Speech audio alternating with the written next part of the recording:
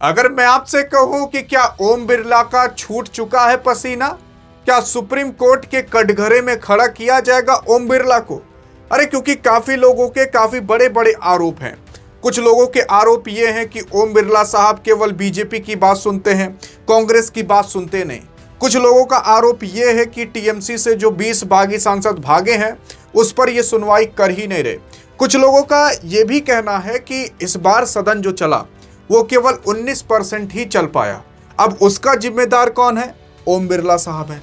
आइए देखते हैं कि कौन कौन से आरोप अब स्पीकर ओम बिरला पर लग रहे हैं, और आइए देखते हैं कि आखिरकार कौन कौन सा नियम कानून ये कहता है कि आखिरकार ओम बिरला के हाथ में कितनी पावर है और इनको सजा मिल सकती है कि नहीं। और अगर ये कोई डिसीजन ले और वो डिसीजन गलत भी हो तो क्या उसमें न्यायपालिका हस्तक्षेप कर सकती है कि नहीं। यार जब अभी आपको सारा का सारा पता चलेगा तो आप खुद कहोगे कि बाप रे बाप, मतलब पॉलिटिक्स इतनी गहराई से, वो भी इतने आसानी से हमें समझ में आ गई। अभी जब आपको पता चलेगा तो आप खुद कहोगे कि यार ये क्या हो रहा है। सबसे पहले चीज देखो यार, हमें डेट याद रखना पड़ेगा। डेट है 20 तारीख। 20 जुलाई से भारत का लोकसभा या कह सकते हो पार्लियामेंट स्टार्ट हुआ, और कब तक चला? कभी और नहीं बल्कि 13 अगस्त तक चला। अब जिम्मेदारी आपकी है कि यार आप कैलकुलेट करके बताइए कि आखिरकार कितने दिन चला। लगभग 23 दिन संसद चला, मतलब पार्लियामेंट चला। और मैं आपको ये बता देने की कोशिश कर देता हूं, एक दिन संसद चलाने के लिए, एक दिन पार्लियामेंट चलाने के लिए कम से कम 9 से 11 करोड़ रुपए खर्च होते हैं। अब आप खुद देखो, 23 दिन चला, हम एवरेज ले लेते हैं केवल 10 करोड़ है, तो आप खुद समझ लो कि यार लगभग 230 करोड़ रुपए केवल इस 23 दिन के अंदर खर्च किए गए हैं। और जानते हो क्या हुआ है? केवल और केवल 19% काम हुआ है। और इस संसद को चलाने के लिए जो पैसा इकट्ठा होता है, वो पैसा इकट्ठा होता है कहीं और से नहीं, बल्कि आप और हम जो पैसा कमाते हैं और उस पैसे पर जो टैक्स भरते हैं, उसी टैक्स से ये पूरा का पूरा संसद चलता है। 230 करोड़ रुपए से भी ज्यादा खर्च किए गए, लेकिन केवल काम हुआ 19%। मतलब प्रोडक्टिविटी केवल 19% ही निकल कर आई। मतलब अगर 100 काम करने थे इस मानसून सत्र के अंदर तो केवल और केवल 19 काम ही हुए। अब आप खुद सोचो कि आप और हम खुद ही बात कर रहे थे कि अमित शाह ये बिल पास करने वाले हैं, अमित शाह वो बिल पास करने वाले हैं। आप कहोगे कि यार विपक्षी पार्टी ने तो सदन चलने ही नहीं दिया, तो कैसे पास होता? ये सारे सवाल भी आपके अंदर हैं। लेकिन इसकी जिम्मेदारी थी किसकी? आपने कभी क्या ये सवाल किया? यार अगर आप देखने की कोशिश करोगे तो ऐसा सदन आज तक कभी नहीं चला था कि इतनी बुरी परिस्थिति हुई हो। आप खुद देखो, भारत के अंदर एफसीआरए बिल पास होने वाला था। एफसीआरए बिल से यह होता कि भारत के अंदर विदेशी फंड और विदेशी पैसा जहां से भी आता है उस पर भारत सरकार निगरानी रखेगी। लेकिन आप खुद सोच कर देखो, उस पर अमेरिका एक बार केवल जोर से दहाड़ा, जोर से चिल्लाया कि अगर ये एफसीआरए बिल पास हुआ, अगर एफसीआरए बिल पास हुआ तो भारत और अमेरिका के बीच जो संबंध हैं वो पहले की तरह नहीं रहेंगे। और ये ट्रंप ने भी नहीं बोला था, बल्कि ट्रंप के ही एक छोटे से सांसद ने बोला था। आप खुद सोच कर देखो, मतलब अमेरिका के अंदर बैठा हुआ एक सांसद ने चिल्लाया कि एफसीआरए बिल अगर भारत के अंदर पास हुआ तो ये सारे क्रिश्चियनिटी के लिए काफी गलत बात है, उनके ऊपर एक वॉर है। और अगर ऐसा इंडिया करता है तो इंडिया और अमेरिका के बीच पहले जैसे संबंध नहीं रहेंगे। और आप खुद देखो, क्या भारत के अंदर एफसीआरए बिल पास हुआ? नहीं हुआ। प्रधानमंत्री मोदी जी और अमित शाह केवल और केवल 2 से 3 दिन सदन के अंदर मौजूद थे। उसके बाद जो 23 दिन पूरा सदन चला उसमें ये आए ही नहीं, 19-20 दिन। ये हाल है। अब आप कहोगे कि यार क्यों नहीं आए? क्योंकि यहां पर पेपर लीक के मुद्दे पर आवाज उठाई जा रही थी। क्या पेपर लीक के मुद्दे पर कुछ जवाब देने के लिए था नहीं? अरे आप खुद कह रहे हो ना कि यार आ जाते, सदन चला लेते। तो मैं आपको बता रहा हूं, अगर अमित शाह आ करके जो पेपर लीक का मुद्दा उठा था, जो आपके राहुल गांधी ने उठाया था, जो लाठी चार्ज और पैलेट्स गन की बातें उठाई थी, वहां पर आपके अमित शाह आ करके बस कह देते कि यार ऐसा ऐसा बात था, ऐसे ऐसे हुआ था, हमने लाठी नहीं चलवाई थी, ये कुछ उपद्रवी थे जो आकर चलवा दिए, उनके ऊपर हमने कर दिया केस, वो अभी जेल में सड़ रहे हैं, और जिन बच्चों के ऊपर हुआ उनसे हम माफी मांगते हैं। मतलब कुछ भी हो सकता था ना, कुछ बहाना ही बना सकते थे। ऐसा लेकिन किए नहीं आपके अमित शाह। अब सोचो, आपके और हमारे पैसे से, और साल भर में 3 बार सदन को चलाया जाता है, मतलब पार्लियामेंट को। एक चलाया जाता है जब बजट आता है, तब देखोगे सदन चलता है।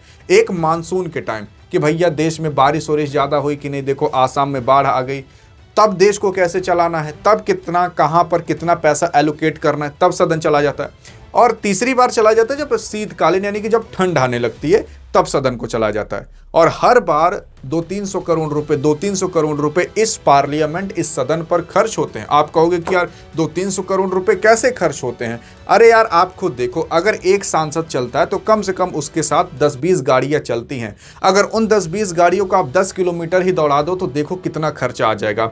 वहां पर 500 सांसद आकर बैठ रहे हैं, उनकी केवल 10-10 गाड़ियां जोड़ लो तो उसी का ही करोड़ों का खर्चा है। और उनकी सैलरी 1-2 लाख रुपए से ज्यादा नहीं होती होगी, लेकिन 1 करोड़ 2 करोड़ रुपए की गाड़ी लेकर दौड़ा रहे हैं। वो कहां से आ रहा है? कभी क्या आपने सवाल किया? नहीं किया, नहीं किया। उसका तेल का पैसा वो सब आपकी और हमारी जेब से ही कट के जाता है। और जो सदन चल रहा है वो सब आपकी और हमारी जेब से ही टैक्स कट के जा रहा है। लेकिन इन लोगों को देखो, सदन के अंदर आ नहीं रहे। लेकिन फिर उसके बाद बातें ये उठने लगी कि अरे विपक्षी पार्टी ने ही तो सदन नहीं चलने दिया, इतना हंगामा किया। तो वही तो मैं कह रहा हूं, विपक्षी पार्टी क्या सवाल कर रही थी? सवाल यही कर रही थी कि यार पैलेट्स गन किसने चलवाई, लाठीचार्ज किसने करवाई बच्चों के ऊपर। बस अगर आप वो जवाब दे देते, सदन आराम से चलता। इसी चीज के लिए तो रुका हुआ था, और किस चीज के लिए रुका था? क्या इस छोटी सी बात का जवाब नहीं था अमित शाह आपके प्रधानमंत्री मोदी जी के पास? मोदी जी की बात साइड में हटाते हैं, वो प्रधानमंत्री हैं, वो देश को रिप्रेजेंट करते हैं, और उनके लिए एक अलग से आप अंदर से रिस्पेक्ट रखिए। लेकिन अमित शाह से तो आप पूछ सकते हो, वो होम मिनिस्टर हैं, वो घर के मंत्री हैं, वो देश के मंत्री हैं, और पीएम आपके पूरे इंटरनेशनल लेवल पर रिप्रेजेंट करता है। तो यहां पर सवाल अमित शाह से था, लेकिन अमित शाह ने जवाब नहीं दिया। और दूसरी चीज, अगर आप ये कह रहे हो कि यार विपक्षी पार्टी ने सदन नहीं चलने दिया, तो इसी बीजेपी की एक नेता थी जिनका नाम सुषमा स्वराज था। अभी वो स्वर्गवास हो चुकी हैं, अभी वो इस दुनिया के अंदर नहीं है। तो सुषमा स्वराज ने खुद कहा था, उन्होंने खुद कहा था कि अगर सदन नहीं चल पाता तो ये सरकार की गलती है। सरकार का काम है, स्पीकर का काम है कि सदन को चलाना। अगर विपक्षी पार्टी कोई सवाल कर रही है तो उसका जवाब दीजिए, क्योंकि अगर विपक्षी पार्टी सवाल नहीं करेगी तो क्या अमेरिका का कोई आपके सामने आकर सवाल करेगा? विपक्षी पार्टी के जो नेता बैठे हैं उनको भी जनता ने ही चुन के वहां पर भेजा है कि हमारी तरफ से आप सवाल सदन के अंदर रखिएगा, आप हमारी तरफ से ये दिक्कतें सदन के अंदर रखिएगा ताकि हमारी ये दिक्कतें दूर हो सकें। सच्चाई ये है। लेकिन अब यहां पर सरकार की जिम्मेदारी थी कि सदन को चलाया जाए, क्योंकि जो टैक्स का पैसा है वो राहुल नहीं रख रहे, वो रख रहे हैं आपके अभी करंट गवर्नमेंट। तो इनका जिम्मेदारी था कि सदन को चलाएं, इनका जो सवाल है उसका जवाब दे दे बस। अब आप कहोगे करे नौकर थोड़ी ना है, जवाब देंगे बार बार। अरे यार, जितने भी नेता हैं वो सब जनता के नौकर ही हैं, मालिक नहीं है वो जनता के। अगर जनता चाहे तो धड़ल्ले से गिरा दे, चाहे आपके राहुल हो, चाहे आपके मोदी हो, कोई भी हो। क्या आप नहीं गिरा सकते अपने वोट से? गिरा सकते हो, क्योंकि वोट की ही केवल ऐसी कीमत है कि अगर अंबानी भी आकर वोट दे तब भी एक ही वोट गिना जाएगा, और आप जाकर वोट दीजिए तब भी एक ही वोट गिना जाएगा। यहां पर हम राहुल या मोदी या अमित शाह किसी को बचाने नहीं बल्कि देश को बचाने की बात कर रहे हैं, क्योंकि अगर ऐसा ही होता रहा तो बहुत दिक्कत है भारत के संविधान के लिए। तो अब आगे अगर बात हम बढ़ाएं तो यहां पर जिम्मेदारी किसकी थी? सरकार की थी सदन को चलाना। लेकिन सदन चल नहीं पाया तो वो सरकार से पूछना पड़ा कि सदन क्यों नहीं चल पाया। अगर सरकार ये कहती है कि अरे विपक्षी पार्टी ने नहीं चलने दिया, तो ये पूछिए क्यों नहीं चलने दिया? क्योंकि वो सवाल कर रहे थे, उसका जवाब आप दे देते, सदन चल जाता। 2 मिनट का केवल काम था, 2 मिनट का। लेकिन अब मैंने आपको बताया था अभी FCRA बिल के बारे में, ये भी नहीं पास हो पाया। अगर ये पास हो जाता तो विदेश के जितने लोग हैं जो भारत के अंदर पैसा भेजते हैं आतंक के लिए और बाकी तमाम चीजों के लिए, वो सब कुछ रुक जाता। लेकिन ये FCRA बिल भी पास नहीं हो पाया। सोचिए, अमेरिका ने एक बार दहाड़ा, इतना लेट किया गया कि 13 तारीख आया और चला गया, और FCRA बिल पास नहीं हो पाया। और FCRA बिल आप नॉर्मली स्पीकर से भी अपने ओर करवा करके, हाँ ना करवा करके, हाँ हमारे तरफ से हाँ की तरफ ये आया है, FCRA का बिल पास होता है। पास हो सकता था, लेकिन नहीं हुआ। क्यों नहीं हुआ? अभी सरकार से पूछना पड़ेगा क्या अब विदेशी पैसा भारत के अंदर नहीं आ सकता गलत काम के लिए? आ सकता है। क्या एफसीआरए बिल पास करना जरूरी नहीं था, लेकिन नहीं हुआ। अब अगर आप देखोगे तो यहां पर एक बिल और पास होने वाला था, परिसीमन बिल। परिसीमन बिल जो था वो देश के नक्शे को नहीं बल्कि देश के अंदर जो चीजें उसको बदल सकता था। कि यार जैसे कि मान लेते हैं कि इतना एरिया है, इतने एरिया के अंदर एक विधायक है। अब इस एरिया के अंदर एक विधायक है और वहां पर रहते हैं 10 लाख लोग, ठीक है, 10 लाख लोग रहते हैं। अब इतना ही सेम एरिया एक दूसरे विधायक के पास है, सेम एरिया, लेकिन वहां पर केवल है 50,000 लोग। तो अब आप खुद बताओ, एरिया विधायक के पास सेम है, यहां पर भी एक ही विधायक है, लेकिन जनसंख्या अलग है। मतलब इसके ऊपर कम लोड है, 50,000 लोगों का ही लोड है, इसके ऊपर 10 लाख लोगों का लोड है। तो परिसीमन बिल जब पास हो जाता ना, तो इसको अरेंज कर दिया जाता कि भैया कुछ इस हिसाब से एरिया को डिवाइड कर दिया जाए, ताकि जो लोड है एक विधायक के ऊपर 10 लाख लोगों का, वो थोड़ा कम हो करके ये 50,000 वाले के पास चला जाए, ताकि उसका लोड कम हो जाए, ये भी बैलेंस हो जाए। यहां पर सरकार को चाहिए था कम से कम 360 लोग वोट कर दें कि हाँ ये परिसीमन बिल पास हो जाए, लेकिन सरकार के पास 360 सांसद थे ही नहीं। और उसी को जुटाने के लिए पूरी की पूरी बीजेपी हाथ धो करके लग चुकी थी, कैसे भी करके 360 सांसद इकट्ठा करना है।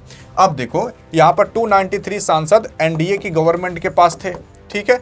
उसके बाद आपने देखा होगा राघव चड्ढा आए और बाकी तमाम कुछ नेता को लेकर आए, और 20 सांसद आपने देखा होगा कि जो टीएमसी वाली नेता थी, ममता बनर्जी वाली थी पार्टी, उन लोगों के नेता, उन लोगों के 20 सांसद आए। तो टोटल मिलाकर के 318 सांसद हो चुके थे। और उसके बाद आपके प्रधानमंत्री मोदी जी देश के कोने कोने में जाकर के, अमित शाह देश के कोने कोने में जाकर के कुछ नेताओं से बात कर रहे थे कि यार अपने कुछ सांसद को हमें दे दो, हमारी तरफ से वो लोग वोट कर दें, ताकि कम से कम 360 हो जाए। लेकिन नहीं हो पाया 360। मतलब अगर 360 हो जाता, 360 सांसद हो जाते बीजेपी की तरफ, तब ये परिसीमन बिल पास हो जाता। नहीं हो पाया, और नहीं हो पाया तो ये भी गया काम से। और यहां पर स्पीकर साहब भी कुछ नहीं कर पाए। अब कुछ लोगों के मन में सवाल ये होता होगा कि स्पीकर साहब बार बार बीजेपी की तरफ से क्यों बोलते। कुछ लोगों का सवाल, ये मेरा सवाल नहीं है, कुछ लोग सवाल कर रहे थे। तो मैं आपको एक डाटा बता देना चाहता हूं कि राजस्थान के अंदर एक जगह है जिसका नाम है कोटा बूदी। कोटा बूदी की तरफ से आपके स्पीकर साहब सांसद हैं और बीजेपी की तरफ से हैं। क्या आपको पता है? सच्चाई यही है। बीजेपी की तरफ से आपके ओम बिरला साहब सांसद हैं। आपको पार्लियामेंट के अंदर जितने लोग दिखते हैं कि ये लोग बैठे हैं, वो लोग कहीं ना कहीं से आपको सांसद ही मिलेंगे। सच्चाई ये है।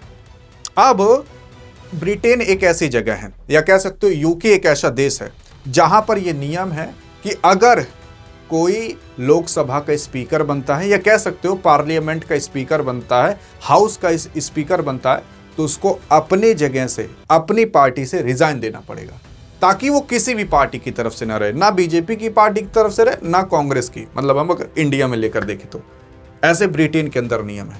तो ये बात सही है यार, ये अच्छा नियम है कि भैया आप किसी भी पार्टी की तरफ से नहीं रहोगे तो आप किसी एक पार्टी की तरफ से बोलोगे नहीं। तो मैं ये नहीं कह रहा कि कुछ लोग अभी कहेंगे अरे तू ऐसे कैसे बोल दे रहे, मैं ये नहीं कह रहा कि बीजेपी की तरफ से ही बोलते हैं, कुछ लोगों को लगता है। अब क्यों लगता है? क्योंकि अब देखो भैया, एक डाटा ये है, आई थिंक आपको नहीं पता होगा, अब पता चल गया होगा। अभी हाल फिलहाल आप देखोगे वेस्ट बंगाल के अंदर ममता बनर्जी की जो पार्टी थी, टीएमसी पार्टी, वो हार गई।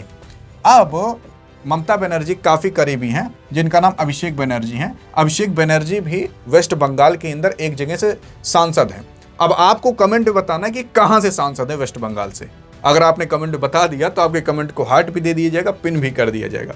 लेकिन ममता बनर्जी के पास टोटल उस टाइम 28 सांसद थे, लेकिन जैसे ही बीजेपी वहां पर जीती, 28 में से 20 सांसद निकल करके बीजेपी में भाग गए। लेकिन वो डायरेक्ट बीजेपी में नहीं भागे थे, वो 20 सांसद ने कहा कि हम एनसीपीआई पार्टी, ये देख सकते हो एनसीपीआई पार्टी में हम जा रहे हैं।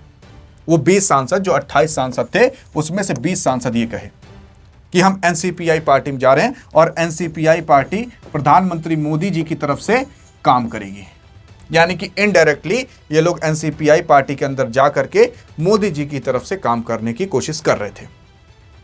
तो ये सारे के सारे जो एनसीपीआई पार्टी वाले सांसद थे, 20 सांसद, वो लोग यही होते कि भैया एनसीपीआई पार्टी मोदी जी के साथ काम कर रही है तो मोदी जी के ही वो सांसद काउंट होते।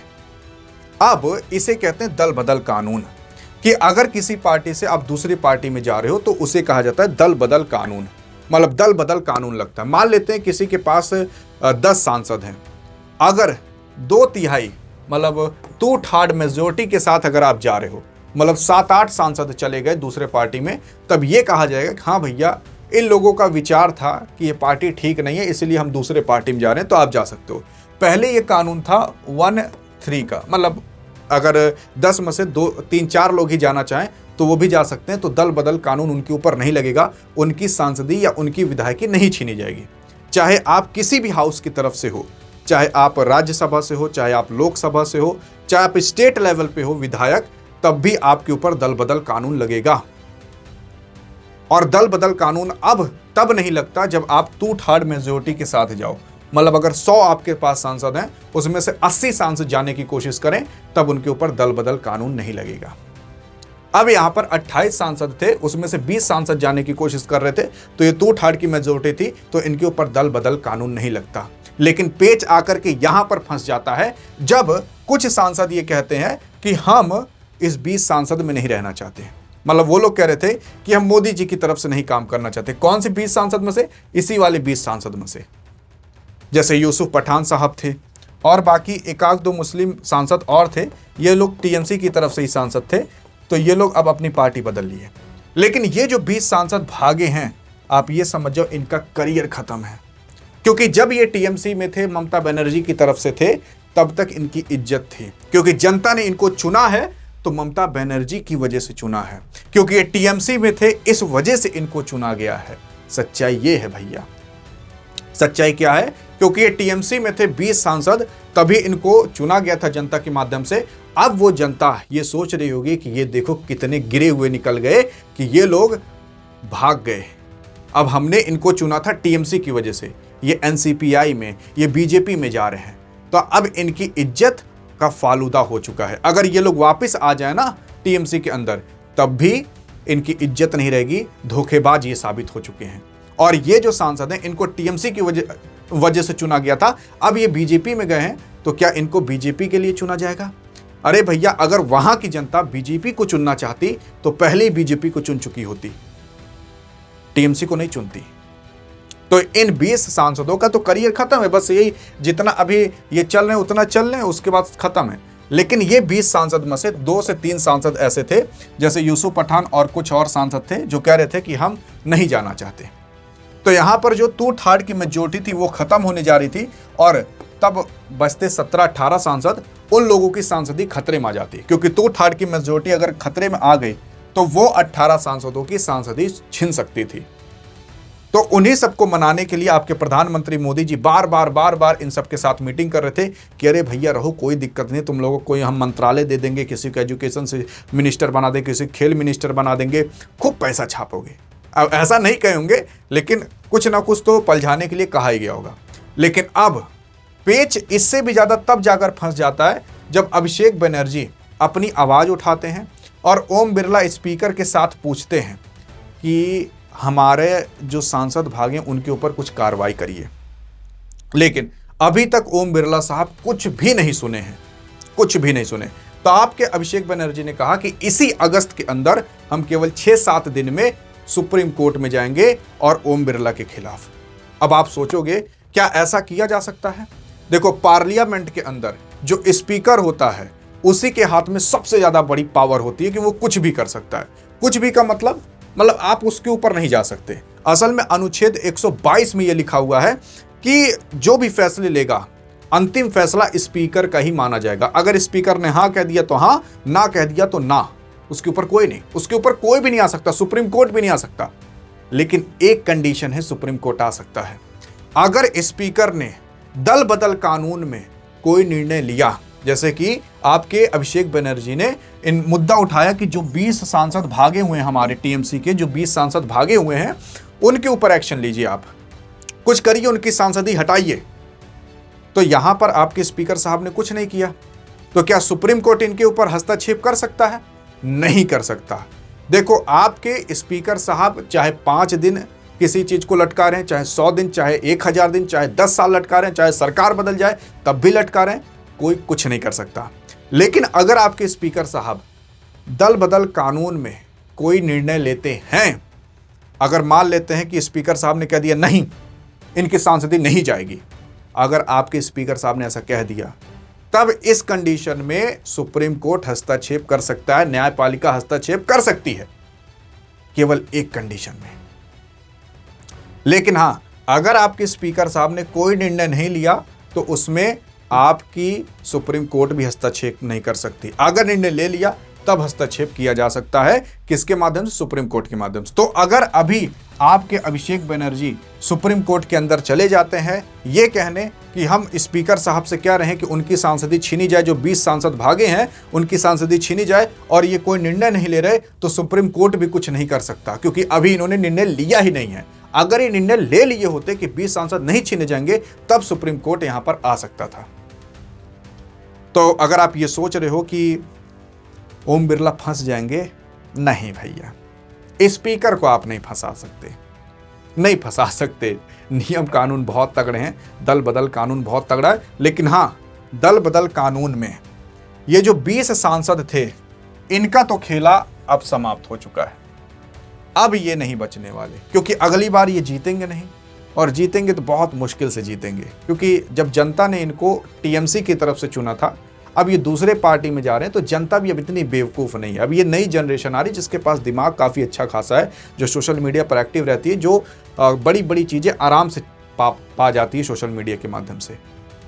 लेकिन अगर आप ये सोच रहे हो कि स्पीकर के ऊपर कोई खतरा है, तो अगर स्पीकर ने यहाँ पर कोई निर्णय लिया होता तब खतरा होता। और ये आपकी ओम बिरला को पता है कि जब तक मैं कोई निर्णय नहीं लूंगा तब तक सुप्रीम कोर्ट भी हस्तक्षेप नहीं कर सकता। अगर निर्णय ले लिया तब सुप्रीम कोर्ट दल बदल कानून में हस्तक्षेप कर सकता है। बाकी अब देख लीजिए किस तरीके से पॉलिटिक्स चलती है अंदर सदन के। आई थिंक, मुझे पता है आपको एक बार में नहीं समझ में आएगा। आप वीडियो पीछे करिए, एक बार वापस से देखिए, और देखना जरूरी है क्योंकि अपने देश के बारे में तो पता होना चाहिए। वीडियो वापस से देखोगे तो बोरिंग लगेगी, लेकिन एक बार ये समय गुजार करके आप भारत के पार्लियामेंट के बारे में बहुत कुछ सीख जाओगे, क्योंकि 2027 में भारत के अंदर 5 राज्यों में इलेक्शन है। वहां पर आपको ऐसा देखने को खूब मिलेगा। अगर आपको अभी पता रहेगा तो आप आराम से सब कुछ और सारी चीजें समझ जाओगे। बाकी अधिक जानकारी चाहिए तो इस वीडियो में मिलते हैं, तब तक के लिए जय हिंद, जय भारत।